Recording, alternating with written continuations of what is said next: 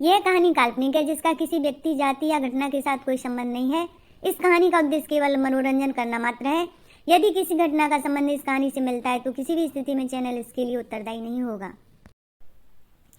300 साल पहले की बात है। मुस्तफ़ा नाम का एक गुलाम अपने क्रूर राजा से परेशान होकर जंगल में भाग जाता है। वहां अचानक से एक लंगड़ाता हुआ शेर दिखाई देता है। वह चुपके से पेड़ के पीछे से शेर की सारी हरकतों को देख रहा होता है। उसको समझ में आता है कि शेर के पाँव में कुछ अटका पड़ा है, जिसको बार बार शेर हटाने की कोशिश कर रहा है, लेकिन उसमें असफल रहता है।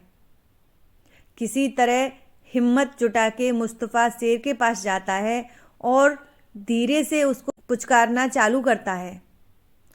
शेर पहले तो गुर्राता है, लेकिन फिर शांत हो जाता है।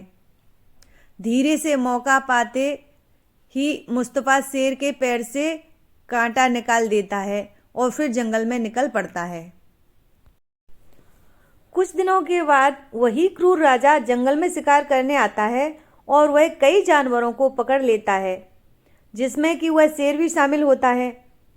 इसी बीच मुस्तफ़ा भी राजा के सैनिकों द्वारा पकड़ लिया जाता है और उसको राजा के सामने पेश किया जाता है।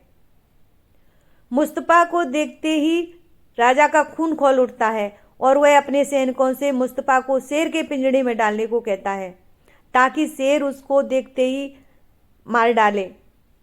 पिंजरे में डाले जाने पर मुस्तफ़ा की हालत खराब हो जाती है, लेकिन थोड़ी ही देर में मुस्तफ़ा को समझ आ जाता है कि यह वही शेर है जिसके पैर से उसने कांटा निकाला था।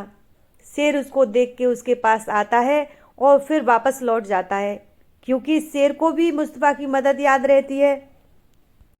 बाद में मुस्तफ़ा अपने दिमाग से राजा को कई इधर उधर की कहानियों में उलझाकर शेर सहित सारे जानवरों को आज़ाद करवा देता है। कहानी से सीख: दूसरों की ज़रूरत में मदद करनी चाहिए। बाद में कई बार हमें उसका पुरस्कार किसी न किसी रूप में ज़रूर मिलता है।